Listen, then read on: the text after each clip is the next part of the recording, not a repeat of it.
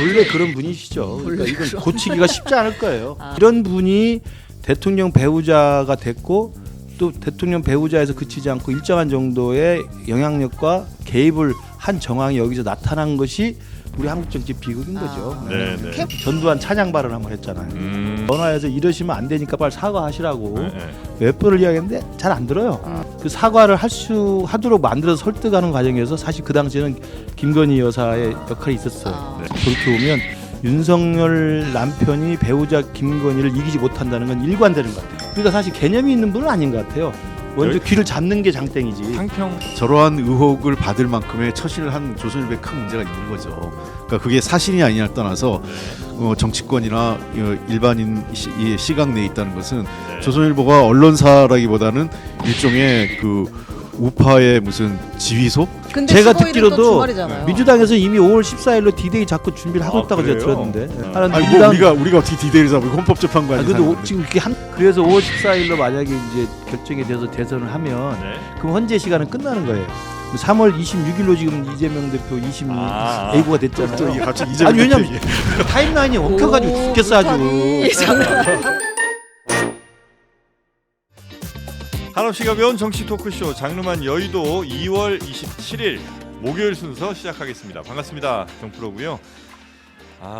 여야는 아니죠. 하여튼 대통령과 야당이 굉장히 또 한마음 한뜻으로 보수 괴멸을 시키는 거 아닌가 하는 생각이 살짝 드는 뉴스들이 막 여기저기서 쏟아지고 있습니다. 오늘도 그런 뉴스들도 함께 좀 접하시게 될 텐데 특히 저희 썸네일에도 있는 김건희 여사가 조선일보를 폐간하겠다는 목숨 걸고 폐간하겠다는 그 의지를 강력하게 천명한 그런 녹취가 또 나와서 굉장히 충격을 주고 있죠. 그런 이야기들 함께 나눠볼 텐데요. 오늘 먼저 함께해 주실 분은 더불어민주당 홍익표 전 원내대표님 어서 오십시오. 네, 반갑습니다. 네, 반갑습니다. 김근식 선생께서는 지금 카카오 택시 타시더라고요. 네, 카카오 택시 잡느라고. 타고 닭동가리 치킨 아마 좀 드시고 온 모양이에요. 네, 그래서 조금 늦으시는 것 같은데 오시는 대로 함께 합류하도록 하고요. 우리 최윤경 기자 함께합니다. 네, 안녕하십니까. 네, 반갑습니다. 최윤경 기자도 뭐 하나 하긴 하셔야 되겠어요. 지금 신혜영 기자 요가 신혜영 기자라고 예, 캐릭터가 좀 하나 뭐 정해진 캐릭터 것 아줌마라고 맨날 얘기하는. 같- 네, 뭐 더 이상의 캐릭터가 필요한가요? 임장 최윤경 선생. 임장 최윤경. 네. 자 그러면 잠시 후에 뭐 김근식 전 실장은 이제 오실 테고 우리 홍익표 전 원내대표님께서는 그 뉴스 보셨죠? 김건희 여사 뉴스. 예, 봤습니다. 네, 조선일보 폐간. 예. 이거 도대체 어떻게 이해해야 되는 거예요? 이런 일들은. 그러니까 뭐 이 뒤에서는 적과 동지가 없는 것 같아요. 나한테 유리하면 그냥 좋아하고 나한테 조금이라도 뭘 나쁘게 쓰면 다 그냥 하고 하는데 그래요. 아마 그 명태균 게이트 관련돼서 뭐 조금 그 비판적 기사가 나오고 뭐 그러다 보니까 그거에 대해서 아주 강하게 비판 그러니까 이제 그래요? 불만을 근데 불만을 가질 수 있는데 그 영부인 입에서 폐간시키겠다 이런 거는 이건 정말 상상할 수 없는 발언이죠. 네, 이 관련된 소식은 우리 최윤경 기자가 좀 전해 주실 텐데 네. 지금 이제 오셨으니까 인사는 좀 나누도록 하겠습니다. 국민의힘 전 비전 전략실장 김근식 전 실장님 어서 오십시오. 예, 죄송합니다. 네, 반갑습니다. 아유. 카카오 택시 잘 잡히나요? 아유, 그 DMC역에 내려서 택시가 불려 서 있는 경우가 있는데 네. 안 서 있어서 좀 걸어왔더니 아니 왜 걸려. 택시를 바로 타고 오시지 DMC 역에서 타셨어요? 아니요, 저는 전철에 타면서 많은 대중들한테 얼굴을 보여야 되니까 정치인은 걸어다니는 게 정치예요. 근데 스케줄은 지키는 게 또 정치인의 덕목. 이렇게 걸릴 줄 몰랐어. 아. 택시 타면 한 20분도 안 걸리는데 그러니까요. 좀 여유가 있어서 왔는데 네, 네, 네. 하여튼 걷는 게 건강에 좋습니다. 네, 네, 잘하셨어요. 또 좋습니다. 좋습니다. 네, 네. 숨 돌리시는 동안 소개를 할게요. 지금 계속해서 우리가 녹취를 듣고 있잖아요. 근데 네. 이번에 김건희 여사가 비상계엄 뒤 시점이 비상계엄 뒤라고 하는데 지인과 통화하면서 조선일보를 강하게 비난하는 그러니까 내용입니다. 작년 12월 3일 이후. 어느쯤인 거죠? 네. 대신 이제 비상계엄은 지난 이후에 이후고. 상당히 네. 그때 되면 분위기가 아주 급박하게 돌아가기도 하고 매일매일이 막 뉴스 아니었습니까? 그렇죠. 그리고 이제 네. 전화를 사실은 자제해야 되는 타이밍 아닌가 싶은 생각도 드는데 예. 일단 여기서 아주 무서운 이야기를 했거든요. 듣고 나서 얘기해 보겠습니다. 좋습니다. 얘네야말로 조중동이야말로 우리나라를 망치는 애들이에요. 지는 말 듣게끔 하고 뒤로 다 기업들하고 거래하고 얼마나 못된 놈들인지 알아? 아직 난 조선일보 폐간에 난 목숨 걸었어. 얼마나 못된 놈들인지. 음. 나는 조선일보 폐간 하여튼 목숨 걸었어. 와 이거 보통 예전에는 무슨 민원연이나 이런 저 네. 시민단체 언론 관련 시민단체에서 조선일보 옛날에 폐간 안티조선도 있고 있었죠. 예, 네. 그런 거 얘기한 경우가 많았는데 대통령 영부인이 조선일보 폐간에 목숨을 걸었습니다. 근데 이게 내용이 이게 네. 주진우 기자가 그 확보한 녹취잖아요. 네. 근데 거기서 어떻게 설명을 했냐면 명태균 씨와 관련이 있는 것으로 보인다라고 지금 해석을 하고 있어요. 네. 명태균 씨가 구속되기 전에 음. 그러니까 김건희 여사 윤석열 대통령 그 부부의 공천 개입 관련한 녹취를 갖고 조선일보 기자에게 윤석열 대통령과 친한 조선일보 기자에게 줬고 명태균 씨가 네. 예. 이제 그걸 가지고 아마 대통령실이랑 조금 거래를 해보려고 그러니까 협상을 좀 해보려고 했던 거 아니냐 그런 라는 라는 의혹이. 이제 의혹이 있고 그리고 네. 조선일보 그 기자가 뭐 자기들은 주지 않았다 김건희 여사에게 주지 않았다고 이야기를 하는데 김건희 네. 여사가 어떤 경로든지 그 녹취가 있다는 걸 알고 대노해가지고 조선일보에게 이제 이렇게 센 발언을 했다. 김건희 여사가 누구랑 통화한지는 모르는 거죠. 네, 이거? 그것까지는 아직. 통화 상대가 누구인지는 알 수 없으나 네. 와 근데 김건희 여사도 이제 이 뉴스를 또 접했을 텐데 네. 그럼 누구랑 통화한지 이제 본인은 알 거 아니에요. 그렇죠. 그럼 그 사람이 이거 흘렸다는 걸 또 알 테고 네. 와 이거 또 누구 하나 목숨 날아가는 거 아닌가 매우 걱정은 좀 됩니다만 여튼 이 정도로 뭐랄까 약감정이 있을 수 있나요? 글쎄요. 그러니까 지금은 뭐 계엄 탄핵 국면에 잠시 잊고 있었는데 네, 우리 김건희 여사 목소리가 또 육성으로 들리니까 네. 오랜만이기도 하고. 근데 또 오랜만이래. 오랜만이죠. 근데 참 또 충격적인 내용이어서 예. 그다음에 시점도 묘한 시점이잖아요. 그래서 진짜 폐간을 시키겠다, 폐간 운동하겠다라고 하는 게 이제 뭐 과도한 표현이긴 하지만 조선일보에 굉장히 화가 극도로 나 있던 상황인 건 맞는 것 같아요. 네. 근데 이 시점을 잘 생각하면 조선일보조차도 그 총선에서 지고 대통령이 계속 국정 기조를 바꾸지 않고 고집을 부리면서 조선일보 그 분위기나 편집이나 이렇게 사설 뭐 칼럼이 김건희 리스크를 덜고 가야 된다. 그리고 대통령의 좀 국정 기조에도 변화가 있어야 된다. 그런데 그 집마다 저도 듣기로 대통령이나 용사에서 조선일보 욕을 많이 했다고 그래요. 어떻게 조선일보까지 나한테 이렇게 내 진정성을 몰라주느냐 이야기를 했던 시점이 막 있었고 그때가 명태균이 또 터져 나오고 뭐 이런 상황이어서 그냥 조선일보에 대한 섭섭한 서운함이 있는 차에 명태균이 조선일보에게 그 결정적인 음성이 있는 파일을 넘겼는데 이걸 가지고 나하고 딜을 하나 뭐 이런 아마 생각 그런 착각이 네. 생각인지 모르겠습니다만 그걸 가지고 극대노한 상황에서 네. 아마 이런 표현이 나온 것 같고요. 아니 그러니까 그것도 네. 예를 네. 들어서 비상계엄 전이라면 그나마 조금 이해를 할 수도 있을 것 같기도 한데 이건 지금 알려진 바로는 비상계엄 이후라는 거 아니에요? 그렇죠. 비상계엄 이후에 이런 얘기를 지금 본인의 지위 자체가 어떻게 될지도 모르는데 조선일보 폐간에 목숨을 걸었다고 이렇게 얘기를 그러니까 이게 네. 12월 말이면 대통령 탄핵도 됐을 시점 아니에요. 네. 그렇죠. 예. 그러니까 대통령이 12월 14일 날 네. 탄핵된 거 아니겠어요? 네. 그러면 결국은 비상계엄 탄핵 이후라는 상황인데 예.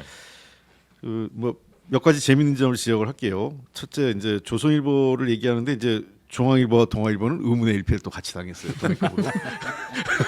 네. 조중동이 조중동이 한 묶음으로 그러니까 조중동이야말로 우리나라를 망치는 애들이에요. 그래서 네.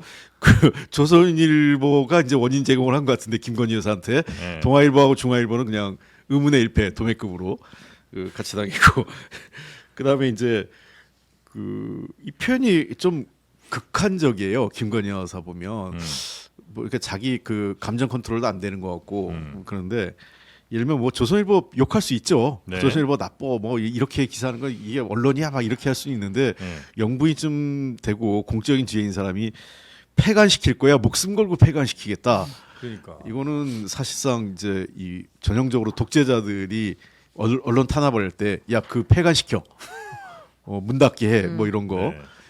이런 걸 뉘앙스를 비친단 말이에요. 그래서 네. 그 아무리 뭐 모르겠어요. 얼만큼 이 실행 의지가 담겼는지 모르겠지만 네. 그 윤석열 대통령이 탄핵이 만약에 기각되고 복귀한다면 제일 먼저 걱정해야 될 게 저는 그 민주당일 줄 알았더니 조선일보가 더 걱정해야 될 것 같고 그다음에 네. 두 번째 이런 배경에는 명태균 게이트도 있지만 네. 더 본질로 깔려 있으면 지난 총선 이후에 네. 사실상 모든 언론이 한동훈 대표한테 조선일보조차도 힘을 실어준 것도 그 원인이 아닐까 싶어요. 그러니까 조중동에서도 알게 모르게 야 한동훈을 키워야지 윤석열 대통령 뒤로 좀 물러서고 한동훈 대표 중심으로 국정 운영됐으면 하는 그런 것들이 칼럼도 많이 나왔고 그런 네. 기조가 많았었어요. 그러니까 그거에 대한 배신감 이런 것도 깔려 있지 않나 싶어요. 근데 여기 이제 포인트가 조선일보는 이 USB를 갖고 있으면서도 보도를 하지 않은 거잖아요. 지금 여태까지 사실은 제일 먼저 아마 확보를 하고 있었던 것 같은데 그러니까 명태균 씨가 갖고 있는 음성 김건희 파일. 여사와의 그 통화 음성 파일 같은 것들. 그렇죠. 네. 공천 개입 정황이 매우 노골적으로 드러나 있는 음성 파일을 보도하지 않았는데 조선일보의 입장은 이제 우리가 명태균 씨를 취재를 하면서 네. 이 통화 녹음 파일을 입수한 것은 맞다. USB를 입수한 것은 맞다. 일반적으로 언론사가 이런 중요한 파일 입수하면 보도를 하죠. 그러니까 안 하기 굉장히 어려운 네. 파일이죠. 근데 안 하고 있었고 그 명태균 씨가 그 자신의 동의 없이 보도하면 안 된다고 했기 때문에 네. 끝내 명태균을 설득하지 못해서 보도하지 못했다라는 게 조선일보의 첫 번째 입장이고 제보한 사람의 의도. 네, 네. 그러니까 이거를 제공하는 사람이 제공하는 사람의 동의하지 의도. 않았으니까. 네. 두 번째는 우리는 이거를 김건희 여사에게 준 적이 없다라고 주장하고 있어요. 근데 김건희 여사가 이렇게까지 조선일보를 찍어갖고 대노했다는 거는 네.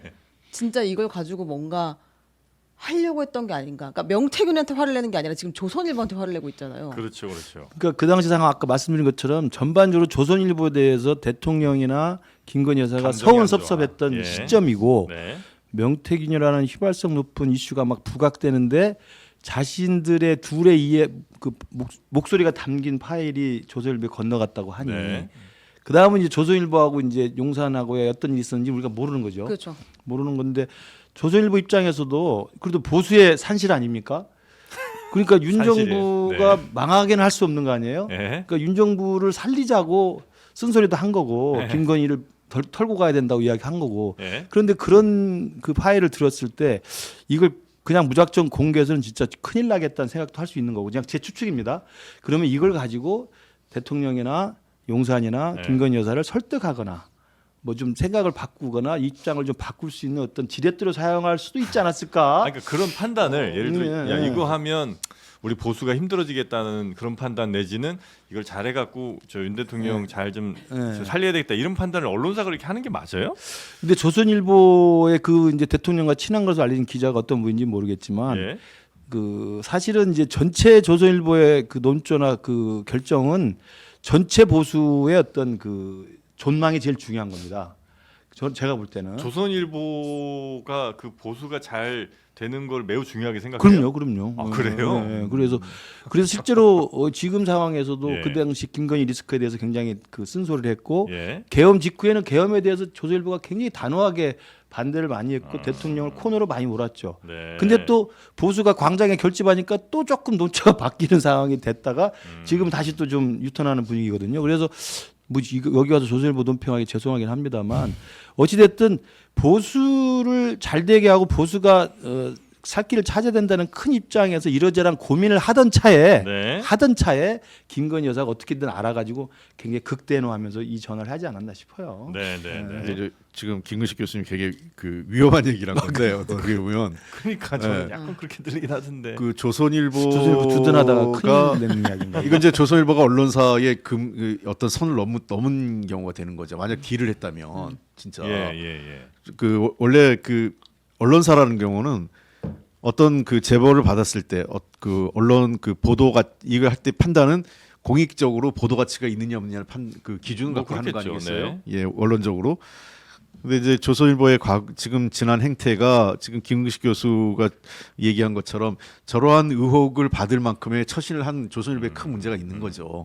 그러니까 그게 사실이 아니냐를 떠나서 네. 그럴 개연성이 있는 거 아니냐라는 것들이 정치권이나 일반인 시각 내에 있다는 것은 네. 조선일보가 언론사라기보다는 일종의 뭐랄까요, 우파의 무슨 지휘소? 그러니까 실제로 근데 그런 게 많은 게요. 네. 조선일보가 사설을 쓰면 국민의힘 대변인이나 또는 최고위원 중에 그걸 그렇게 얘기를 해요.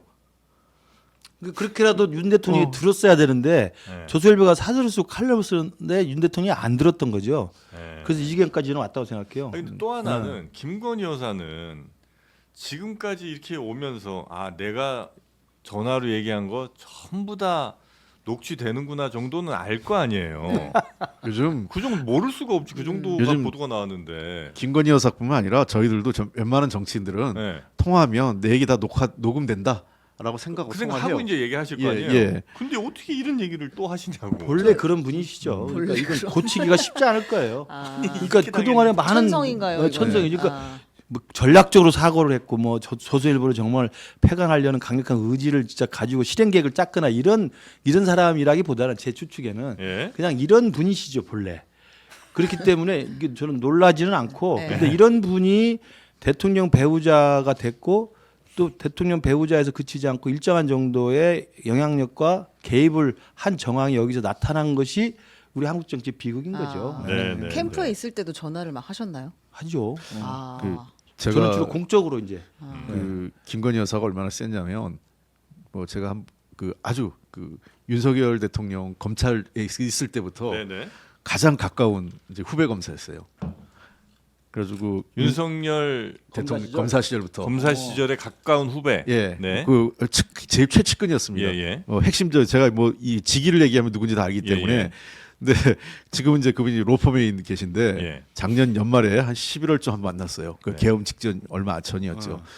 근데 아니 왜 이렇게 쉬고 있냐 내가 그랬더니 자기가 이제 윤 대통령이 검찰 물러나고 자기도 이제 옷 벗고 나와서 캠프에 들어가지고 이제 쭉 했다는 거예요. 같이 일하는데 그때 한참 이제 양쪽에 저 후보자 배우자 문제 때문에 사당이 벌어졌을 때 김건희 여사 거는 털고 가는 게 좋겠다라고 조언을 했대요. 그 후로 자기한테 연락이 안 와. 아무 연락이 없고 그래서 자기는 이게 나는 끝났구나 하고 말 한마디 잘못했다가 그 김건희 여사 이게 모든 공통점이 있어요. 중요한 분들인데 다들 딱 그 이후로 그 캠프로부터 연락을 못 받고 윤석열 정부 출범 이후에 어떠한 직위에 대한 제의도 못 받은 공통점은 김건희 여사 문제에 직원 한번 했다가 다 찍힌 사람들이에요. 영리를 건드렸다는 죄가 있네요. 그러니까 다른 건 몰라도 하여튼 윤석열 대통령의 아내 사랑은 이건 찐인 것 같긴 해요. 그죠? 결과적으로는 상남자로 아내 사랑을 하는 건데 예. 그 대통령이라는 국정의 최고 책임자가 그래서는 안 되죠. 하찮은 일개 김근식이도 제가 우리 와이프한테는 할 소리 합니다. 일개 김근식도. 예. 근데 잘하고 어떻게 있는 걸까요? 잘하고 있죠. 근데 대통령이 됐으면 네. 그 배우자 그래서 실제로 대통령이 됐을 때 공약도 제2부속실 폐지한다. 네. 대통령의 영부인이라는 호칭도 안 쓰겠다 그랬어요. 네. 당시 제 기억이 나요. 네. 맞아요. 영부인도 너무 높은 말이기 때문에 그냥 배우자. 네. 저는 그래서 그 뒤에 그걸 믿고 방송에 나와서 항상 배우자라고 그랬어요. 아하. 영부인이라고 호칭을 안 하고. 그랬는데 그 배우자가 과도하게 개입하고 설치는 게 있으면 그걸 단호히 잘라야죠. 이방원 태종 이방원이 원경왕후 자르는 것처럼 했어야죠. 그러니까 김근식 교수가 아무런 공직을 못 받은 거예요. 그리고 윤석열 정부에서. 우리는 공직에 대한 욕심보다는 장르만 여기 위해서 올바른 소리를 역사에 남기는 게 중요하다고 생각합니다.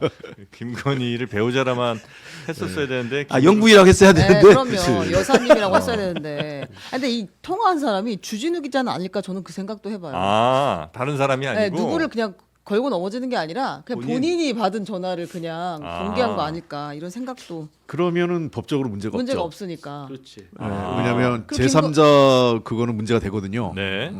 근데 만약에 법적으로. 그렇다면 네. 김건희 여사는 진짜 다양한 아니 분들하고 확실히 전화하세요. 다양한 게 아니라 확실히 네. 진보의 오야붕이 맞습니다. 조선일보 폐간하지 주진우 기자랑 통화하지 만약 그렇다고 하면 네네네. 지금까지 해온 얘기가 다 비슷하잖아요. 과거에 우리 선거 때 네. 캠프, 이건 이제 선대위 때 말고 이마 빌딩 캠프 때도 윤석열 당시 후보 경선 후보죠. 경선 후보가 실수들을 많이 했어요. 네. 그게 대표적인 게 이제 전두환 찬양 발언 한번 했잖아요. 전두환이 인사는 잘했다. 네. 그 이야기 하는 바람에 제가 그때 전략실장 맡을 때인데 뭐 전화해서 이러시면 안 되니까 빨리 사과하시라고 네, 네. 몇 번을 이야기했는데 잘 안 들어요. 뭐 틀린 말 했냐 말이야. 그런데 그게 결국 그 사과를 하도록 만들어서 설득하는 과정에서 사실 그 당시에는 김건희 여사의 역할이 있었어요. 네. 그러니까 그건 맞아요. 저도 쭉 돌이켜 보면 윤석열 남편이 배우자 김건희를 이기지 못한다는 건 일관되는 것 같아요. 근데 김건희 배우자가 어떨 때는 진보 쪽에 손을 들어주기도 하고, 어떨 때는 또 그 친윤의 손을 들어주기도 하고, 어떨 때는 또 김영선을 도와주기도 하고. 그러니까 사실 개념이 있는 분은 아닌 것 같아요. 먼저 귀를 잡는 게 장땡이지. 탕평 아닌 것 같아요. 또 아니고. 지금 돌이켜 보면 그냥 귀를 잡는 게 장땡이다. 네. 그랬던 것 같아요. 근데 주진우 기자가 만약에 통화를 했으면 주진우 기자는 예전에는 뭐 이 윤석열 부부와 이제 친하게 그렇죠. 그건 뭐 네. 알려진 사실이니까. 네. 그러다가 아마 대통령 되고 나서부터는 연락을 끊은 걸로 아마 본인이 얘기를 쭉 했었었는데 만약에 이게 주진우 기자의 통화면 그것도 좀 약간 말이 좀 달라져야 될 부분이 좀 있겠네요. 가리지 않고 통화하시는 그렇죠. 거죠. 지금 진중권 교수랑도 그럼 뭐 진중권 57분 교수가 통화하고 아니, 하는데요. 그럼요. 네. 그 참 독특해요. 왜냐하면 보면 새벽 2, 3시에 맞아요. 네. 뭐 1시간씩 통화하고 그러잖아요. 네. 우리가 아무리 친한 사이라도 아주 진짜 급한 일 아니면 네. 뭐 정말 뭐 내가 무슨 상을 당했다, 뭐 내가 무슨 사고를 당했다 이런 일 아니고서야 그 친한 친구한테도 밤 12시, 11시 정도 넘으면 전화 잘 못 해요. 그렇죠. 그렇죠. 아, 이게 자겠지. 뭐 아주 급한 거 미안해서 하면 안 되죠. 네, 그건. 급한 거 아니면 내일 하지 뭐 이렇게 하는 거거든요. 근데 뭐 일종의 자기 하소연 뭐 또 이런 불만 이런 얘기를 이 사람 저 사람하고 새벽 2, 3시에 뭐 1시간씩 통화하고 이런 거는 네. 아니, 그거 자체가 좀 그 정상적이에요. 생활 습관이 네. 낮밤이 거꾸로인 건 맞아요. 밤에 잠을 안 네, 주무시나 봐. 맞아요. 거기까지 그만 추측합니다. 지금 뭐 아니, 생각 습관. 아니, 예전에도 실제로. 보면 윤석열 대통령이 직접 얘기한 게 나는 자는데 자는데. 옆에서 계속 계속 핸드폰 답장을 문자 하고 답장해 주고 있다. 있다는 거 아니에요? 그렇죠. 네. 낮밤이 거꾸로고 그걸 방증하는 사진이 한번 있었잖아요. 관저 옆에서 내려와서 한밤중에 강아지를 끌고 와서 산책하는 사진 두시 찍고. 편의점 반인가에. 가서 뭐 네. 맥주를 사는 게 있었잖아요. 맥주까지 샀어요 그때? 그래가지고 뭐 아. 고생하는 경호원들 격려하려고 맥주 샀다고 그러는데 본인이 드셨는지 뭐 줬는지 모르겠습니다만 아니 그 시간에 이렇게 돌아다니니까 그 사람들이 고생하는 거 아니에요 밤늦게. 병원에. 그런 뭐 생각 안 하시죠. 그걸 그래서 격려를 해. 그 고생한 자기 때문에 고생하니까 격려하려고 술을 또 사줄 수 있는 거죠. 사이가 그러니까 일찍 자면 되잖아 그러면. 낮밤이 거꾸로 되면 우리 아티스트 중에 송창식 옹이 계시잖아요. 네? 송창식 옹도 로또의 그 완전히 거꾸로 사십니다. 오래되셨어요. 아 밤낮이? 예, 예, 예. 아 그래요. 아닌데 아티스트는 그래요. 아니 밤낮이 미대 나오셨잖아. 미대 나오셨잖아. 그 밤낮이 거꾸로 된 건 좋은데 그러면 혼자 책을 읽든 맞아요, 맞아요. 뭘 하든 아니 혼자 송창식 하는 씨처럼 작곡을 하든 네, 그러니까 안에서 그걸 해결봐야죠. 혼자 하면 괜찮은데 왜 왜 그 밤에 남을 그 밤에 누구하고 통화하고 알았어요. 그러냐. 알겠습니다. 아이, 자, 하여튼 김건희 여사가 네네. 조선일보는 목숨 걸고 폐간한다는 폐간시키겠다. 또 녹취가 나왔고요. 네. 그다음에 윤석열 대통령은 또 논란이 지금 법정 왔다 갔다 하면서 생긴 게 좀 있습니다. 네, 대통령이 이제 헌법재판소에 계속 출석을 했잖아요. 네. 그 과정에서 우리가 머리 손질하고 메이크업까지 하고 왔다. 그래서 특혜 의전 아니냐라는 비판을 그동안 했었는데 이 헌재 오갈 때 호송 차량이 아닌 캐딜락 경호 차량에 탔다라는 의혹도 지금 제기가 됐습니다. 네, 원래는 호송 차량을 타야 되는 게 맞는 거죠. 네, 그렇죠. 네. 근데 경호차를 타게 되면 호송 인력들이 옆에 같이 있을 수 있겠느냐, 요것도 아마 있을 수 있고, 그다음에 호송 차량 내에서 어떤 일을 하는지에 대해서 우리가 확인할 수가 없는 거잖아요. 그렇죠. 뭐 전화를 네. 할 수도 있는 거고, 그러니까 네. 본인이 자유롭게 활동을 할 수 있으니까 그게 확인된 겁니까? 제보를 받았다고 윤건영 의원이 이야기를 하고요. 네. 그래서 경호처에서는 확실하게 아니다라고 이야기하진 않고 소관 업무가 아니라서 잘 모르겠다라고 하면서 조금 답을 보류했습니다. 네. 그리고 이제 헌재 출석할 때마다 관저에 있는 그 지원팀이 식사 준비팀이 같이 움직였다. 이제 식사 준비팀이요? 네, 이런 제보도 우리가 맨날 궁금했잖아요. 2시에 재판인데 일찍 나가시죠. 항상 11시면은 출석을 하세요. 그래서 네. 도대체 그 시간 동안 어디 가 아니, 있을까? 사식을 좀 드시고 네, 그러니까 싶다는데 식사를 좀 뭐. 하시는 거 아닐까 이제 이런 네, 이야기를 그러면. 우리끼리 하기도 했었는데 네. 사실 들어가면 어느 차량을 탔는지 모르고 그 전에 어느 경로를 갔는지를 뭐 모르는 거니까 식사 준비팀도 같이 움직였다. 네. 이게 그리고 네. 이게 현직 대통령이 최초로 구속된 거기 때문에 그렇죠. 예. 이 복잡한 거예요. 그러니까 이제 의전에 이걸 어떻게 해야 되는지 매뉴얼도 없고 그렇죠. 과거에 박근혜 대통령은 그 탄핵 이후에 그렇지. 탄핵이 인용된 이후에 구속이 됐거든요. 현직이 아니니까. 그렇죠. 네. 그래서 이게 문제가 되는 거죠. 이제 그 구치소장도 또 법무부 교정당국도 이걸 어떻게 해야 되는지. 그러니까 이제 그 경호처에서는 대통령 경호 업무니까 이건 우리의 소관이다 이렇게 얘기할 거고 교정당국에서는 선례가 없기 때문에 공무원들이 제일 고민할 때가 뭔지 아세요? 두 가지가 있습니다. 첫째가 선례가 없을 때, 어떻게 해야 될지. 예, 두 번째 규정이 없을 때. 그래서 고통스럽네요. 예. 그러니까 이게 규정도 없고 선례도 없기 때문에 아. 아마 교정당국 입장에서는 그 관계자들은 되게 고민일 거예요. 이게 그 자기들 일반 사범으로서 이래서 안 되는데 또 또 현직 현직 대통령이고. 대통령이라 그러니 이것도 그런 것 같기도 하고 완전히 그래서 굉장히 현장에서 고민스러우면서 이런 일들이 벌어졌을 것 같은데 네네네. 글쎄 제가 보기에는 윤 대통령이 선택을 잘못한 거예요. 왜냐하면 어떤 선택이? 이렇게 너무 그 막 머리 반듯하게 오고 이런 게 아니라 네. 조금 그 초췌하게 초췌하게 고생하는 와서 모습. 그렇지 아. 그렇게 와야 수위를 입고 수위 입어요. 수위까지 안 입어도 되고 그거는 동정표. 그거는 이제 안 입게 나올 수 있는 게 그렇죠. 권리니까요. 네. 그러면은 훨씬 더 좀 이 우리나라 국민들이요. 네. 그 제일 그 싫어하는 게 강자가 힘 마음대로 쓴 거 제일 싫어하고 뭔가 이렇게 약해 보이고 저 초췌해 보이면 그다음부터 마음이 좀 여려지거든요. 근데 그 윤석열 대통령은 끝까지 강자야. 제가 보기에는 그게 그 동정심도 못 얻는 거지. 저도 그 이제 현직 대통령이자 지금 수감된 저 수용자이기 때문에 두 개가 겹치니까 사실은 경호나 호송하는데 이제 일정한 그 틈이 생기는 거죠. 네.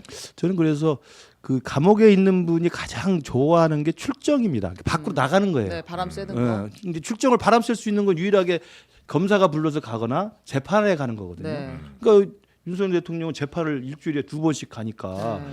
2번을 출정 기회가 있는 거잖아요. 그러니까 그 감옥에 있는 분의 심정에서는 충분히 이해가 돼요. 그래서 가서 헌재 재판장에서 한마디를 안 하더라도 네. 일단 바람 쐬러 나간 거잖아요. 그렇죠, 그렇죠. 뭐. 그리고 몇 시간 있다가도 들어올 수 있는 거고 네. 그런 것이어서 저 자주 나갔을 거라고 생각하고 뭐 자신의 정당성을 강조하기 위해서도 있겠지만 네. 출정과 바람 쐬기라 산책이라고 하는 그 부차적 의미도 분명히 있었을 것이다. 그래서 지난주 형사재판장에 갔지만 말 한마디 않고 돌아갔다는 거 아니에요? 네. 그러니까 바람을 쐬니까. 네. 이제 저는 이제 준비기일에 나오는 피고인은 정말 그렇죠. 처음 봤어요. 그러니까 그거를 이해해 주셔야 돼. 아. 감옥에 살면 우리가 이해해줘야 돼요. 그렇게 되는 거 이해해 줘야 돼요. 아니 윤석열 대통령의 그 활동 거리가 저보다 더 길어요. 그렇죠. 일이 많으시니까 여기서 일이 많으시니까 30m 안에서 저는 모든 걸 해결하는데 더 멀리 왔다 갔다 하신다고요. 그리고 지금 이제 구치소에서. 현직 대통령 신분 유지되니까 말씀하신 것처럼 네. 호송차를 타든 경호차를 타면 네. 거기서 뭐 막말로 이거 뭐 추측입니다만 네. 유튜브를 다시 볼 수 있잖아요. 유튜브에 얼마나 목매시겠어 지금. 그동안 너무 못 봤으니까. 중독이 끊겼는데 나는 그래서 유튜브를 보기 위한 것도 난 일찍 가는 이유가 하나 있을 거라고 생각해요. 밀린 거 그러니까 몰아보기. 입장이 계속 안 바뀌는 거예요. 그리고 이제 유튜브를 저는, 끊었으면 예. 생각이 바뀌었을 텐데. 그 걱정되는 아, 내 이거죠. 추측이야. 예. 어. 걱정되는 거는 네. 이제 이거 매뉴얼 만들어야 돼요. 왜 그러냐면 네. 또 그런 일이 생길까봐. 아니 그럼 또 그런 일이 아니라 이게 문제가 되는 거는 제일 중요한 그러잖아요. 그러니까 이제 피의자 간의 담합이거든요. 원래 그 구속의 가장 핵심적인 건 증거인멸이거든요. 네. 증거인멸을 막는 거. 네. 증거인멸을 막기 위해서 그런 건데 이렇게 교정당국의 사각지대에 있는 거죠. 그 시기에. 그래서 그러면 뭐 핵심 가담자들하고 서로 입맞추기 그렇죠. 네. 뭐 등등. 앞으로 이제 헌법재판소 때는 별 문제가 아닌데 이후에 그 형사재판 때는 이거 굉장히 중대한 문제가 될 수 있어요. 네, 네, 그렇기 네. 때문에 이것은 교정당국이 만약에 뭐 경호처 차량, 호송차를 이용한다 하더라도 매뉴얼은 분명히 만들어야 돼요. 예를 들면 그 교정당국 당국의 누구 관계자가 동승해서 그런 어떤 통화나 이런 걸 못하게 한다든지 최소한 경호차량 현실적으로 경호 차량을 이용하는 것을 불가피하게 인정한다 하더라도 그러한 이 교정당국이 해야 될 최소한의 조치는 네. 해야 된다는 거죠. 대통령이 정장보다는 저 개량 한복 쪽이 좋지 않았겠나는 이런 의견들도 지금 올라오곤 있는데 적절한 의견일까요? 옷뿐만이 아니라 지금 네. 그 구치소 뭐 혼자 4개실을 터서 썼다는 이런 얘기도 나오는 것 같은데 맞아요? 요거는 이제 보는 그건 시간마다 불가능할 조금 건데. 다 그러니까 그거는 네. 이해해줘야 될 것 같아요. 뭘 해줘요? 뭘 또 아니, 이게 아니, 아니, 그래요? 이게 홍 대표가 간단히 이해- 얘기를 하고 이제 이해를 네, 해주죠. 네. 그 조국혁신당의 박은정 의원이 주장을 한 것인데 서울 구치소가 지금 과밀이잖아요. 항시 과밀이었어요, 사실. 근데 그 일반 수용자 8명이 한 개 거실을 같이 쓰는데 대통령이 혼자서 4개 거실을 쓰고 있다라고 지금 주장을 하고 있는 거예요. 8인 1실이 기본인데 네, 그러니까 거실을 공유하는 거죠. 그 얘기를 하는데 예. 윤석열 대통령이 거실도 하나 쓰고 경호관들도 거기 이제 거실을 왔다 갔다 하는 공간을 하나 갖고 있고 교도관도 감시하느라고 쓰고 있다. 그래서 다른 사람보다 훨씬 더 많은 공간을 지금 확보하고 쓰고 있다라고 이제 박은정 의원이 문제 제기를 했고 네. 법무부 장관 직무대행은 그렇지가 않다. 윤 대통령 거실 하나를 혼자 쓰고 있다. 이렇게 지금 반박을 한 상태예요. 거실 하나를 혼자 쓰고 있다. 네. 그러니까 이게 뭐냐면요. 네. 예. 그 저도 내용을 들어가 보니까 보셨죠? 예, 아니요, 안 아니라니까요. 들어봤어요. 들어가 보시는 네, 제가 들어가가지고 달라요. 제가 네. 그래서 예전이 방 4개 그 4개를 쓰는 건 맞는데 그 네. 4개가 혼자 쓰는 게 아니라 네. 대통령이 하나 쓰고 양쪽으로 경호원들이 이 방을 하고 그다음에 하나는 이제 교도관들이 해서 아마 그 현직 대통령에 대한 경호 조치 차원에서 하는 건데 이거는 약간 뭐 이 얼만큼 과하냐 이런 정도에 할 수 있어도 일정 정도 불가피함이 있다고 봐요. 아니 경호원들도 그러면 구치소에서 사는 거예요? 그렇죠. 아니 왜냐면 살지 않습니다. 현직 대통령이니까 옆에 있긴 있어야 있어야죠. 되죠. 네, 교대로 하겠죠. 그런가 봐요. 아, 예. 밖에 그래요? 있다가 뭐 출정할 때만 들어가서 데리고 나온다고 그렇지. 했는데 네. 정확한 사실은 있어야죠. 지금 모르- 네. 왜냐하면 이게 진짜 사상 초유의 있는 일이라 네. 아까 네. 말씀한 것처럼 매뉴얼이 없으니까 네. 경호실은 당연히 이렇게 하겠다고 이야기하면 뭐 방법이 없는 그리고 거죠. 그 구치소에 서울구치소든 그 또 교도소도 그렇고 원래 그 독방 못 쓰게 돼 있어요. 근데 그 일부 그 정치인이나 네. 등등 이런 주요 인사들에 대해서 독방을 하고 있잖아요. 네. 그래서 이거는 이제 대통령한테 독방 준 거 자체를 뭐 8인 1실이 그 뭐 원칙인데 네. 그런 우리 선례를 쭉 보면 다 일실 줬잖아요. 그래서 그것까지 하는 건 뭐하지만 이게 대통령 현직 대통령이다 보니까 초유의 경호원들까지 같이 옆에 배치된 일이 벌어진 거죠. 이게 이제 독방이 있고 홍거방이라고 그래 이걸. 그러니까 8명 홍거 예. 같이 공동으로 쓰는 방이에요. 네. 그러니까 수용시설이 8명이 쓰고 6명이 쓰고 근데 홍거방은 좀 복잡복잡하죠. TV 드라마에 많이 나온 것처럼 뭐 군기도 잡고 농담도 하고 거기서 재밌게 놀기도 하고 때리기도 하고 그러는데 그렇지. 근데 독방은 이제 혼자 쓰는 건데 독방은 뭐냐면 말씀하신 것처럼 규정상 아마 우리 때는 규정상 국가보안법 위반자하고 사형수 아. 둘은 독거방을 아, 줘요. 그래요? 왜냐하면 사형수는 이게 빨간색으로 빨간색. 하얀색이 빨간색이 돼 있었어요. 그다음에 국가보안법 위반도 빨간색이 돼 있기 때문에 이거 반국가 세력이니까. 그러니까 접촉하면은 다른 사람에게 안 좋은 영향을 줄까 봐 규정상 그런 독거방을 거예요? 줘요. 그래서 저도 이제 독방을 썼죠. 아 그래요? 네, 근데 저도 국가보안법 위반이었어요. 아니 국가보안법 위반들끼리 넣어놓으면 되잖아요. 아니죠. 그러면 또 간첩들끼리 그럼 대화를 내란 하잖아. 모의해요. 간첩들끼리 대화. 네, 그러니까 독방을 쓰는 규정이 있는데 네. 이 대통령이나 아무튼 뭐 정치인 주요 세력가들은 이제 독방을 주는 그동안 관례가 있었는데 이것도 아마 규정을 만들어 놓는 것도 필요해 보여요. 규정 만들어 이것도. 근데 뭐 홍보를 이거는 쓸 수는 없지. 그러니까 저 대통령이. 지금 예, 과도기적으로 그런 건데 불가피한 어쨌든 측면이 좀 있다는 말씀이죠. 예, 그래서 네, 뭐 네. 너무 그 이렇게까지 뭐 방을 두 그렇지. 개나 네. 경호원을 두 방을 양쪽으로 이렇게까지 주고 이런 건 너무 과한 거 아니냐 내 보기엔 한 개 정도 한개 줄여도 정도 되는데 네. 뭐 그런 건 있는데 뭐 어차피 조만간 다 이제 혼자 계실 텐데요. 근데 이 모든 게 이제 탄핵이 인용되는 순간 싹 그렇죠. 다 없어지는 없어질 거죠. 특혜예요. 그렇죠. 아, 현직이 아니니까. 깔끔하게 예, 논란을 그냥 없앨 수 예, 있습니다. 이게 네. 어쩔 수 없는 게 탄핵이 인용되기 전까지는 현직 대통령 신분이라는 이 과도기적 상황이에요. 네, 네, 네. 아니 괜히 경호관들도 깜빵 안에서 힘들죠. 그 여기서 고생하고 여기서 네. 그 구치소에서 주는 밥 먹어야 될 거 아니에요, 또 여기도. 그렇진 않겠죠. 그렇진 않은가요? 네. 그리고 알겠습니다. 뭐전 중요한 게 만약에라도 이 안에서 그 무슨 다른 일이 생겨서 그러면은 이 탄핵과 관련된 국가적 중대사가 있는데 불똥이 엉뚱한 데로 튀거든요. 그거는 그래서 대통령에 대한 경호 조치는 좀 필요하죠. 필요하다. 예. 아. 만약의 사태를 차단을 미리 하는 건 맞으니까. 감시 뿐만 아니라 이제 차원에서라도. 접촉이나 뭐 예. 불상사가 생길 수 불상사가 있잖아요. 생겨서 네, 예를 네. 들면 뭐 본인이 그렇죠. 스스로 위할 수도 있고 뭐 이런 게 있기 때문에 만약 그러면은 불똥이 엉뚱한 데로 튀어버려요. 네. 자, 하여튼 윤석열 대통령이 혹시 특혜 아니냐 이제 이런 이제 논란들이 좀 있는데 이 관련해서 정리를 좀 해봤고요. 이해하자는 취지였죠, 둘 다. 이해해주자. 불가피한 측면이 불가피한 있는 것 건 같다. 이해해 주죠. 근데 이 이거 정도로. 매뉴얼은 필요하다는 거죠. 그렇죠. 예. 네. 자 그리고요. 아 그리고 중국의 네. 부정선거 개입 의혹이 지금 마지막까지 계속 달려왔잖아요. 네. 극우 세력들이 이야기하는 중국 대사가 입을 열었습니다. 중국이 좀 불쾌하죠. 네, 우리 좀 그만 놔두라는 이제 이런 취지였는데 중국이 부정선거 개입했다는 의혹을 극우 세력이 얘기하고 있는데라고 했더니 이제 중국 대사가 중국이 한국 선거에 개입했다는 주장은 아무런 근거가 없다. 네. 그리고 중국 대사관도 여러 차례 중국인들에게 한국 정치 행사에는 참여하지 말라고 권고를 해왔다. 이렇게 유언비어를 자꾸 날조하면 그 중국인들이 한국을 나쁘게 인식할 것이다라고 이야기했고 그리고 이제 보수 진영에서 반중 정서가 확산하는 것과 관련해서 이 중국을 카드로 삼아서 자신의 정치적 목적을 달성하려 한다고 나는 생각한다.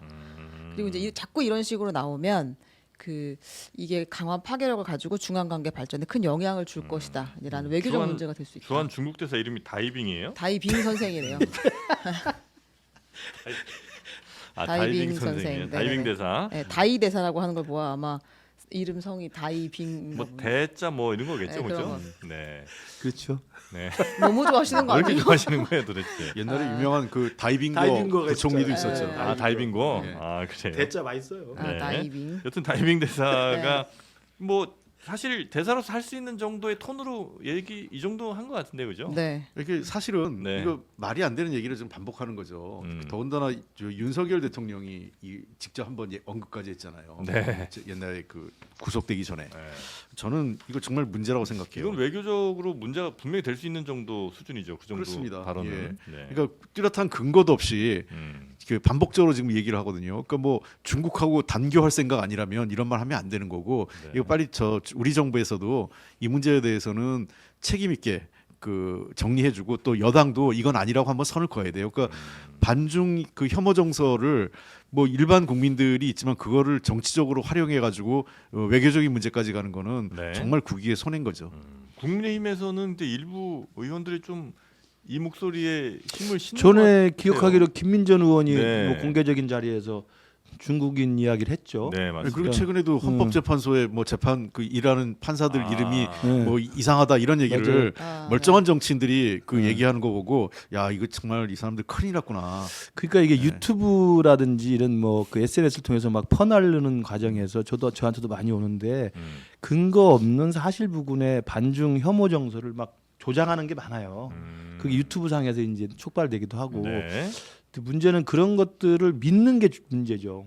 아, 진짜 그렇겠구나라고 믿는 게 문제고 가장 대표적인 게 대통령이 계엄 때려가지고 선관위에 가서 뭐 99명 중국 요원을 체포했다는 거 아니에요? 네, 체포해서 가짜뉴스. 무슨 미군 기지에 보냈다는 등 네. 네. 그걸 또 정식 등록한 언론사가 그걸 보도를 했잖아요. 스카이데일리요. 예. 그러니까 그런 정도의 가짜 뉴스가 걸러지지 않고 판치는 지금 인터넷 언론 환경에 와 있는 거예요. 네, 네. 그런 면에서 저는 JTBC가 소중하다 이런 말씀 아, 드립니다. JTB 소중해요. 예. 아유 예. 고맙습니다. 장르만이 제일 소중하죠. 아유. 예. 그 중에 장르만이 제일 소중하고. 예. 아 장르만 여의도 말고 장르만 소중해 이렇게 갈까요?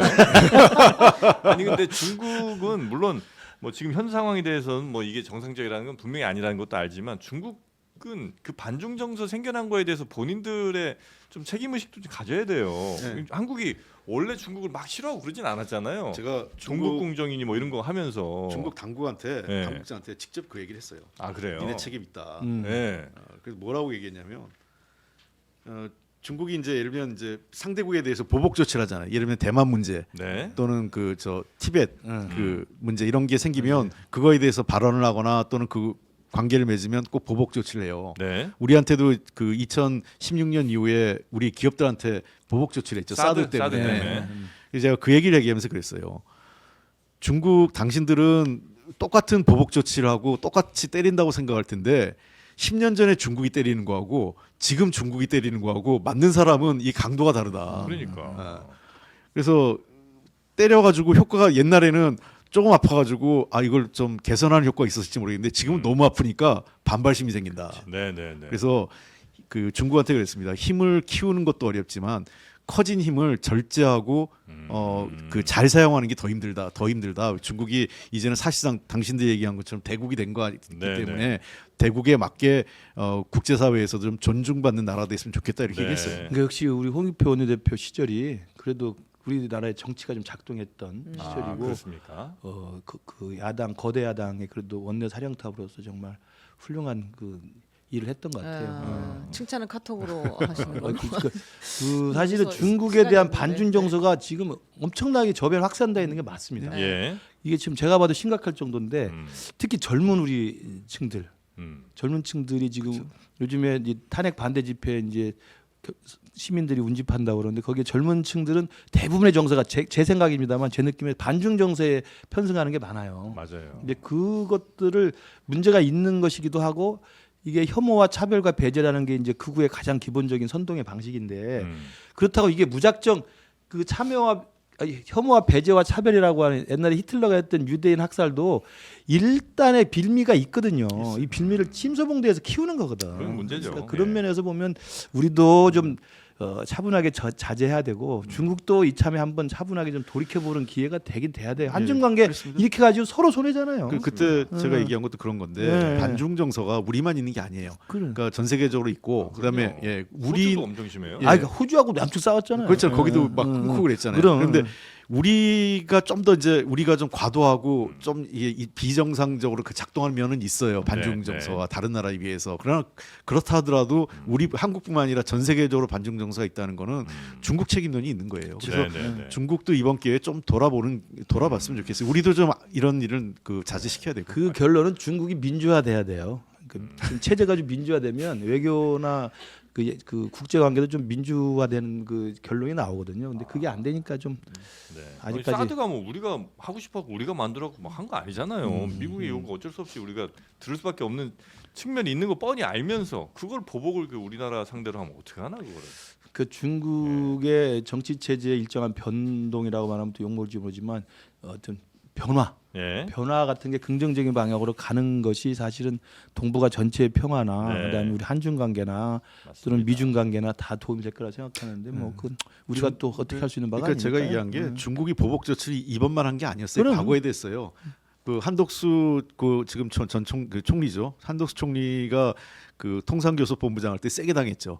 뭘 김대중 정부 시절이죠. 히토리였는가? 아니 그게 마늘 아니라 마늘 파동 깐마늘 때. 그거 갖고 마늘 파동 때 마늘 파동으로 중국 그 수입 그 금지시켰다가 그래요? 우리는 반도체 물자를 비롯한 대거당했어요. 그래가지고 백지 완전히 완전 투항했죠. 완전 투항했던 우리가? 경험이. 꼼짝 못했죠. 예. 그러니까 우리는 한 예를 들면 그러니까 우리는 한 10,000원 정도 제재했는데 저쪽 갑자기 1,000만 원을 때린 거예요. 그러니까 이제 방법이 없었던 거죠. 거기서 그러니까 깐마늘이 막 덤핑으로 들어왔군요 그때. 그렇죠. 마늘 파동이 번졌는데 그래가지고 이제 그거를 그게 아마 깐마늘만 제안을 했을 거예요. 제가 정확한 기억은 지금 하도 오래돼서 한 20년 전이라. 지금 뭐 중국에는 우리나라 자동차 핸드폰이 하나도 안 팔립니다 이제는. 근데 그것도 문제예요. 우리도 이게 그 한중 관계 개선 못하면 무역 이런 게 타격을 커요. 네. 자, 하여튼 깐마늘은 삼겹살 때 같이 드시고요. 자, 그리고 지금 탄핵 심판이 이제는 이제 평이만 남은 거죠? 평이랑 결론. 그렇습니다. 네. 매일매일 도시락 혹은 구내식당에서 밥을 먹으면서 외부인과 접촉을 차단하고 헌재 재판관들 계속해서 회의를 진행한다. 외출도 아주 극도로 꺼리는군요. 근데 차를 타고 왔다 갔다 합니다. 사실은 헌재에 가잖아요. 놀러 가면 방문을 열어줘요 재판관들이. 커피도 타주고 수다도 평소에는 떨고 저녁에 만나서 밥도 먹고. 요즘은 뭐 아예 네, 지금은 굉장히 삼엄하고 연락도 웬만하면 안 받는 걸로 지금 하고 계속해서 평의를 진행하고 있다. 그리고 평의하는 그 회의실은 도감청 방지 장치까지 설치를 해서 매우 극도의 보안을 유지하고 있다. 네. 그런 상황이에요. 8명이 이제 같이 한 방에 모여서 이렇게 계속 네. 회의하는 거예요. 네. 아. 쟁점을 던지면 그걸 갑론을박하고 결론까지 이제 내는 쟁점이 한 개가 아니잖아요. 지금 네. 크게는 5개 정도가 있고. 만약에 근데 그 5개의 쟁점에 대해서 다 같이 의견들이 합치가 되면 오래 안 걸리고 금방 끝나겠군요. 꼭 그렇진 않나요? 아니 뭐 합치가 되면 뭐 금방 끝날 수 그렇겠죠. 있겠죠. 네네. 네. 그래서 언제쯤 일찍 나오면 언제, 늦으면 언제, 요 정도가 혹시 지금 타임테이블이 좀 예상이 됩니까?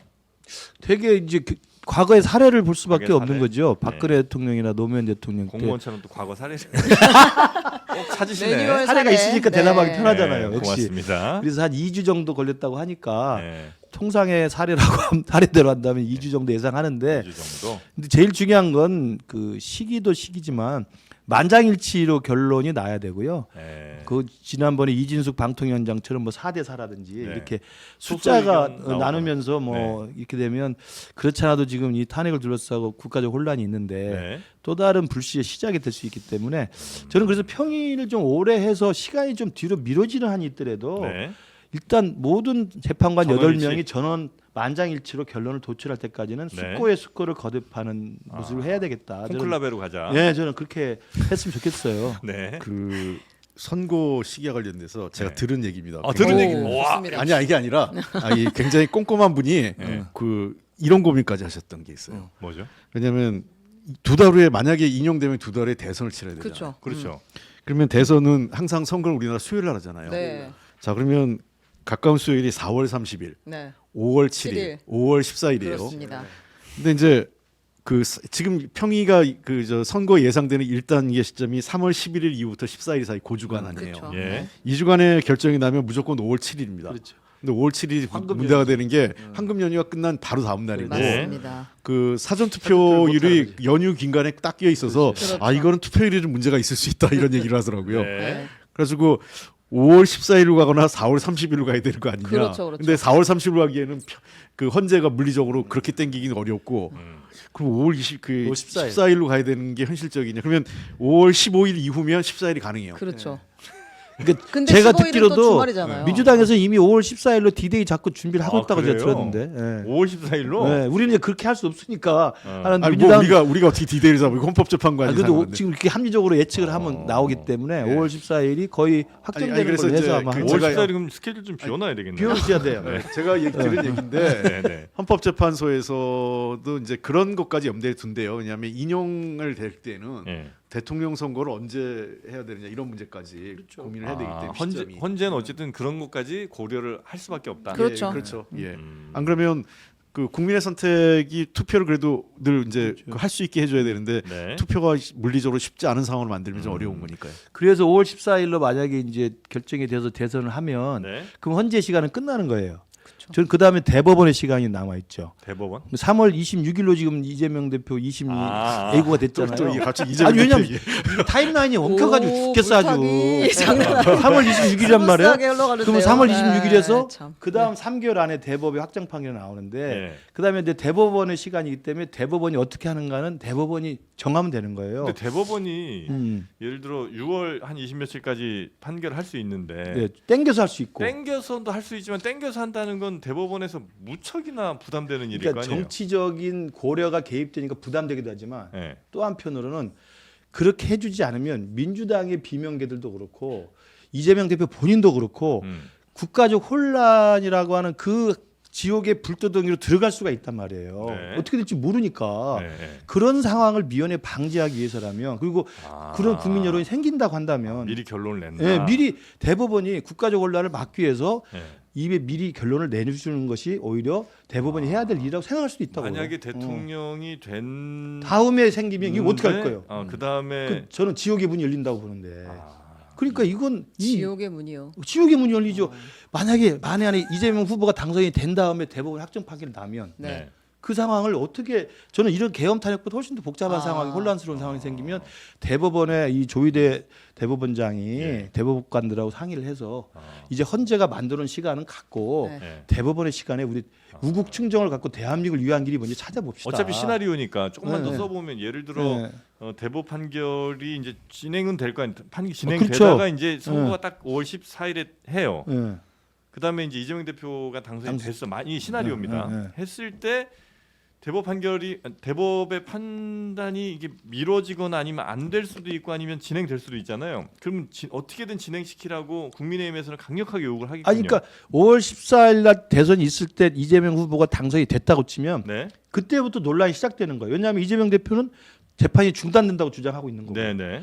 지금 국민의힘은 대다수의 학자들이나 국민의힘이나 또 이재명 대표를 반대하는 사람들은 재판- 무슨 소리냐 재판은 계속 가야 된다 하는 거예요. 그러니까 대통령 당선된 날부터 나라는 혼란이다. 두 쪽으로는 아는 거죠. 네. 그걸 어떻게 국정 운영을 하겠어요. 그 시나리오는 이렇게 갈 거예요. 예. 그러니까 그 대법원이 먼저 입장을 밝혀야죠. 그러니까 예를 들면 지금 헌법 이게 84조인가 그렇잖아요. 대통령의 소추와 관련된.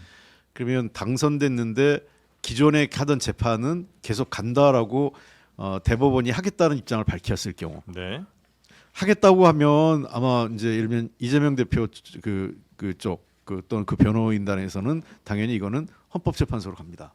만약에 대법원이 하겠다는 판단을 내리면 예. 이거는 안 된다고 헌법재판 그러니까 왜냐면 이거 헌법의 해석의 문제니까. 84조. 그다음에 시간 다시 돌아. 두 번째. 또 돌아오고 예, 그다음에 선재가 두 번째 바빠요. 네네. 네. 대법원이 안 한다고 해도 헌법재판소로 갑니다. 그럼 국민의힘이 가자 그러겠죠. 그렇겠네.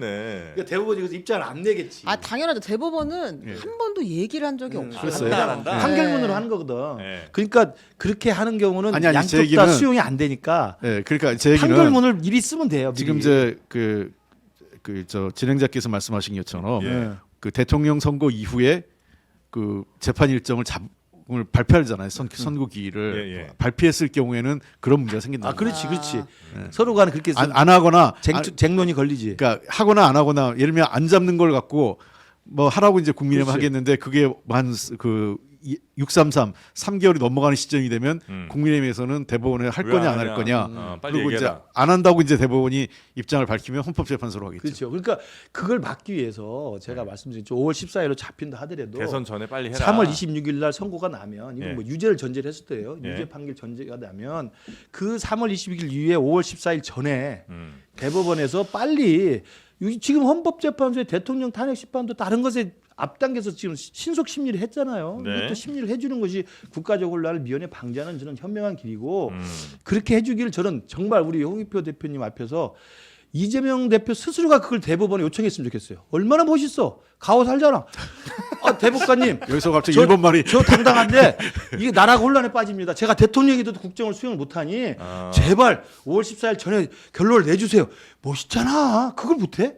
아 대통령이 되면 국정 수행 할 수 있다고 하고 있는데 그렇죠. 뭐더러 그래도 결론을 정치는 내려가겠어요. 감동을 주는 건데. 근데 그 정도 못. 아니 대통령이 정치는 당선이 그렇게 해야지. 감동이지 뭐 재판이 예. 감동이겠어요. 왜 그러세요? 그 정치가 감동에 사라진 지 너무 오래됐어. 아니, 근데 뭐 모르겠어요. 이게 뭐 일부러 고의로 뭐 일정을 지연했거나 이런 게 아니라 네. 그런 상황이 아닌 상태에서 어쨌든 물리적으로 대선 전에 30 나오기 어렵잖아요. 그렇죠. 네.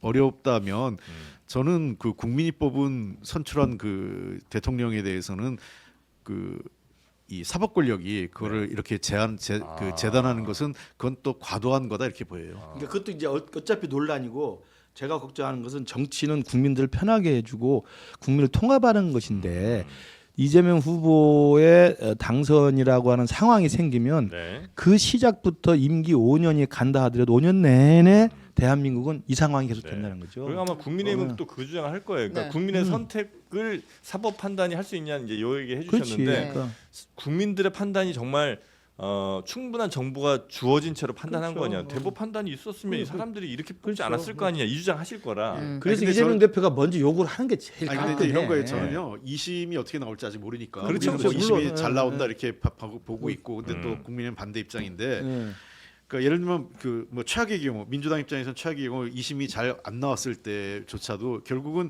그러한 것을 강화하는 국민의 선택이 그 저 대선에서 이루어지잖아요. 그러면 네. 저는 그 선택은 존중돼야 된다는 거죠. 알겠습니다. 그리고 이럴 수도 있어요. 이게 네. 참 시간표가 복잡해서 이제 하루 생각해 본 건데 헌법재판소 평의를 계속해서 이제 선고가 언제 날지는 모르는 거잖아요. 네. 근데 다음 2주 후라고 생각을 하니까 5월 14일이 나오는 건데 네. 평의가 오래되고 그다음에 늦춰져 가지고 4월 28일 전에만 나오면 돼요. 4월 18일 전에만. 4월 18일은 두 분이 물리적으로 그만둬야 되기 때문에 사실은 네, 네. 그 전에는 나와야 되니까 4월 18일 전에만 나오면 딱 이재명 대표의 33개월이 딱 맞습니다. 타임라인이. 네. 그것도 묘해요. 묘해요. 아니 근데 그거는 뭐 저 이게 타임 스케줄 자꾸 네, 두 개를 네, 네. 붙여서 그런 건데 네. 어쨌든 저는 그래요. 뭐 이게 뭐 저는 저 이재명 대표한테 유리하냐 불리하냐를 떠나서 예. 지금과 같은 권력 공백기가 이 국가적 혼란이 장기화되는 거는 국가적으로 바람직하지 않다. 더군다나 김 교수님도 외교 문제 잘 아시잖아요. 지금 트럼프 정부에 저렇게 지금 그 강공 드라이브를 밀어붙이는데 우리가 효과적으로 대응도 못하잖아요. 그리고 여러 현안들 뭐 반도체 특별법 등 뭐 여러 가지 현안들이 있는데 국민연금 개혁안도 그렇고 네. 이게 그 대통령 리더십이 공백기에는 할 수가 없어요. 네. 결론을. 저 뭐 또 뉴스들이 좀 있긴 한데 네. 우리 절세 최윤경 선생의 네네. 또 관심 분야. 이거 요거 하나만 한번 전달하고 갈게요. 그 예. 지금 대통령실에서 윤석열 대통령 직무 복귀를 기대한다면서 업무를 다시 재개하려고 직무 복귀를 진정한 기대한- 감동입니다. 국민에게 감동을 주는 정치. 업무 복귀 지금 시동을 걸고 있다. 요거 하나 전달을 업무 해드리고요. 복귀라는 게 뭐 무슨 아까 그 회의를 열고 뭐 이제 아. 아마 조금 있으면 뭐 국정 브리핑도 한다고 그럴 것 브리핑도 하고 같은데. 할 것 같아요. 아니 뭐 월급을 받으니까 일은 해야죠. 예, 대통령- 아니 놀라운 거는 대통령실 직원들이 똑같이 출근을 지금 하고 하고 있습니다. 해야죠. 예. 그거 놀 수는 없지. 시간도 안 어기고 다 출근을 해야죠. 하고 있다고 그래요. 합니다. 네네. 아유, 근데 직원들은 참 그리고 열심히다. 원래 그분들은 지금은 권한 대응을 보좌해야 되는 거지. 그렇긴 한데 권한 대행이 그렇게 필요로 하지는 또 않나 봐요 분위기상. 그렇다고 합니다. 네네. 네.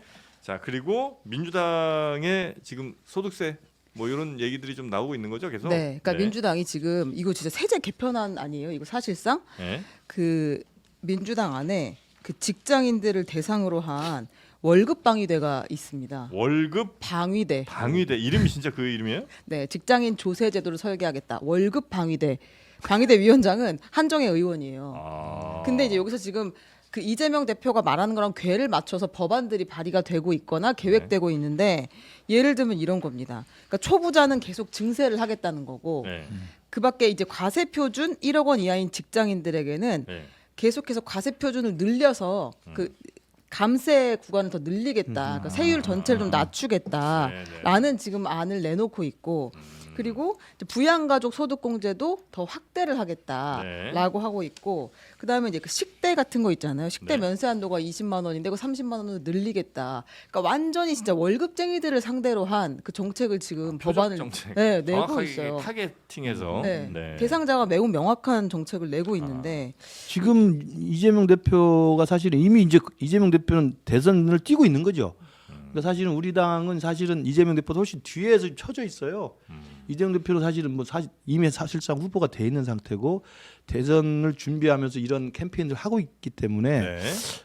저는 뭐 지켜보고 있습니다만 참 영악한 건 맞는 것 같습니다. 영악? 예. 그러니까 핀셋 정책을 내놓잖아요. 네. 그럼 저 정책을 내놨을 때 실제로 몸으로 체감할 수 있는 이익을 보는 사람들이 분명히 있습니다. 있겠죠. 그게 몇만이든 예. 몇십만이든 그걸 정확히 타겟팅해서 지금 하고 있는 것이어서 최근에 상속세도 마찬가지고 상속세가 이제 마용성을 노린 거라는 거 아닙니까? 네. 그러니까 마용성에 있는 분들이 아파트 한 채 있으면 그 정도이기 때문에 예. 사실 그걸 자식한테 물려주는데 부담이 크거든요. 네. 근데 그게 다가오는 거예요.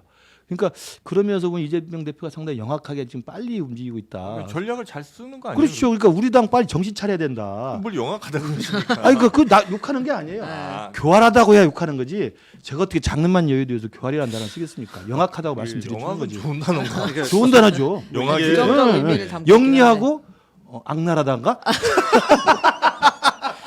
아, 네. 저는 책임집니다. 이제 제가 자기 발언 민주당의 자기가 정책인데 책임져요. 좀 네. 걱정스러운 면은 있어요. 우리 홍 대표님 걱정스러운 면이 있네. 예, 왜 우리 그러냐면 좀 불안해. 이게 이제 그 몇 가지로 걱정스러운데 네. 왜냐면 지금 제일 우리가 지금 몇 년째 윤석열 정부 들어와서 법인세 감세하고 감세를 많이 해서 지금 세수가 매년 한 평균 한 30조 가까이 예. 펑크가 나고 있어요. 그 세수 기반이 굉장히 취약하고 지금 오죽하면 이제 그 경기 침체 때문에 작년 같은 경우 법인세보다 처음으로 소득세가 지금 더 많이 거쳤어요. 네. 네. 네.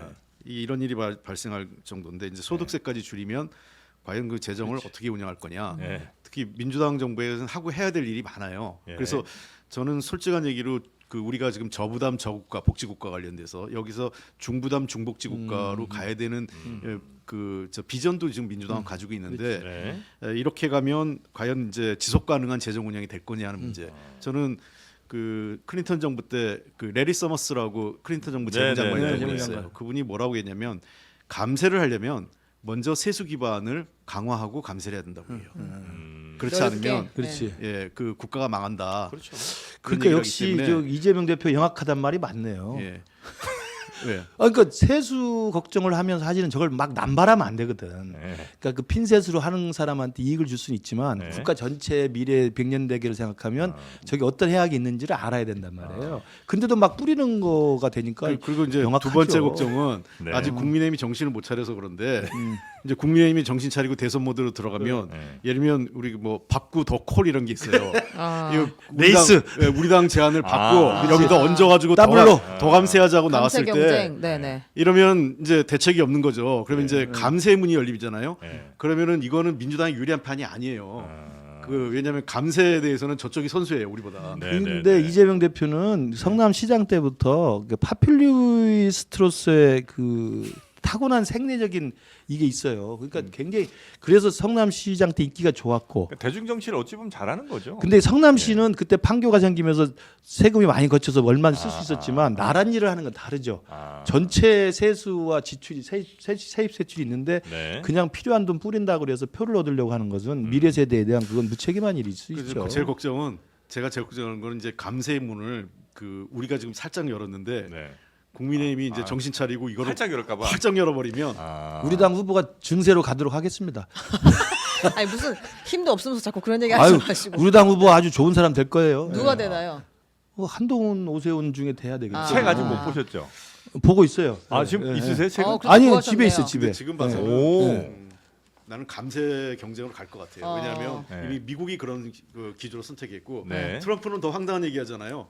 관세를 올려가지고 소득세를 대체하겠다는 거예요. 이게 네. 트럼프의 굉장한 생각이. 아이디어입니다. 아니 이게 굉장한 아이디어가 아니라 19세기의 미국이 그랬어요. 그렇지. 아, 19세기의 이게- 미국 정부는 그 돈이 많이 들 지금은 비교가 안 되니까 네. 그때는 관세만 갖고 갖고 해야지. 연방 정부 네. 운영이 됐거든. 그러니까 전 세계적인 현상이에요. 이게 파퓰리즘 현상이라는 게 네. 표를 얻기 위해서 그냥 갖다 지르는 거예요. 근데 이게 과연 누구에게 득이 될지 누구에게 해가 될지 잘 생각해야죠. 아, 네. 저에게 득이 될 것 같아요. 왜냐면 제가 이걸 왜 아이템을 갖고 오자고 했냐면 지금까지 이제 공약을 내놓거나 정책을 내놨을 때 이게 나를 딱 타겟팅해서 하는 거란 생각이 들어본 적이 거의 없거든요. 이건 소득세는 근데 이건 들어오죠. 완전히 그렇죠. 딱 저를 월급쟁이니까. 타겟팅했다는 생각, 예, 딱 들어서 아, 이런 정책을 낸다고 좀 신기한 생각이 들었었어요. 그러니까 이게 딱 먹혀요. 선거 전략으로는 맞는데 이제 나중에 국가 운영할 때에는 그래요. 세금을 한 번 내리면 다시 올리는 거는 당연하죠. 거의 불가능해요. 그래서 어떻게 될 거냐? 그러니까 이제 네. 여러 가지 돈 쓸 일은 많은데 그러면 그 국가 그 재정 빚내는 수밖에 방법이 없죠. 이게 주던 거 뺏는 거하고 세금 내려준 거 올리는 게 세상에서 제일 불가능한 두 가지 일입니다. 그래서 옛날 마키아벨리도 네. 함부로 주지 마라, 사랑을 주지 마라. 함부로 사랑을 주면 사랑을 거둬들이면 반항이 심해요. 그 군조론에서 그런 예, 얘기 예, 있어요. 그렇습니다. 근데 약간 저는 뭐 이번 뭐 소득세 개정안 관련돼서는 좀 동의하는 부분도 있는 거는 과거보다 우리 소득의 크기가 늘었을 텐데 거기에 맞는 일종의 뭐 인적 부담을 좀 줄인다든지 이런 게 있을 거 아니에요.